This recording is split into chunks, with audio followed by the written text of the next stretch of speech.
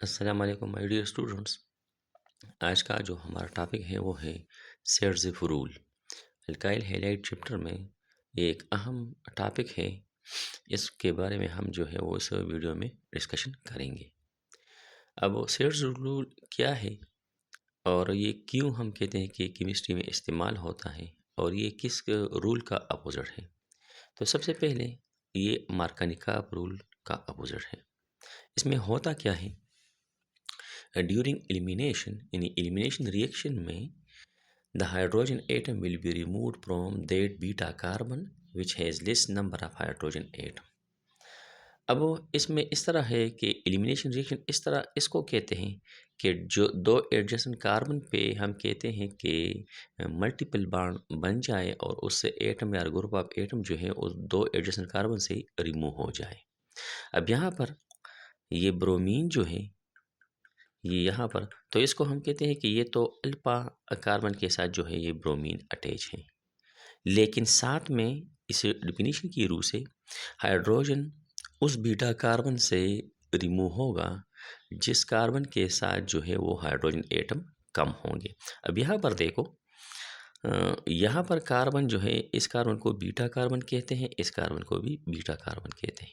अब इस कार्बन के साथ जो है वो 3 हाइड्रोजन अटैच हैं, लेकिन अगर हम इस कार्बन को देख लें तो इस कार्बन के साथ 2 हाइड्रोजन अटैच हैं।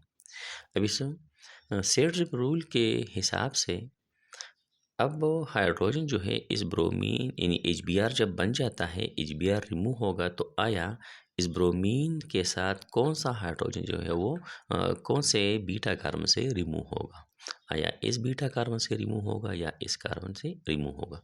अब यहाँ पर डिफिनीशन की रूह से इस कार्बन के साथ 2 हाइड्रोजन अटैच हैं, लेकिन इस बीटा कार्बन के साथ 3 हाइड्रोजन अटैच हैं।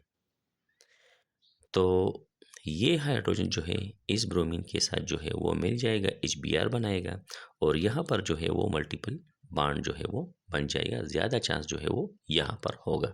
यानी इसको हम इस तरह भी कह सकते हैं कि मोर अल्काइलेटेड अल्कीन विल बी फॉर्म, यानी यहाँ पर जो डबल बॉन्ड बनेगा तो वो तो अल्कीन होगा, लेकिन यहाँ पर 2 कार्बन रहते हैं, यहाँ पर 1 कार्बन रहते हैं, तो ये ज़्यादा अल्काइलेटेड पार्ट होगा। तो ज़्यादा अल्काइलेटेड पार्ट की जो फॉर्मेशन है वो ज़्यादा हो सकती है। तो ये 2 ब्रोमो ब्यूटेन है। अब यहाँ पर हम कहते हैं कि इससे ये हाइड्रोजन जो है और ब्रोमीन निकल जाता है। इसकी मैकेनिज्म इस तरह होगी कि कार्बन से इलेक्ट्रॉन इसको शिफ्ट होंगे तो ये होगा पार्शियल नेगेटिव, यहाँ पर होगा पार्शियल पॉजिटिव। ठीक है।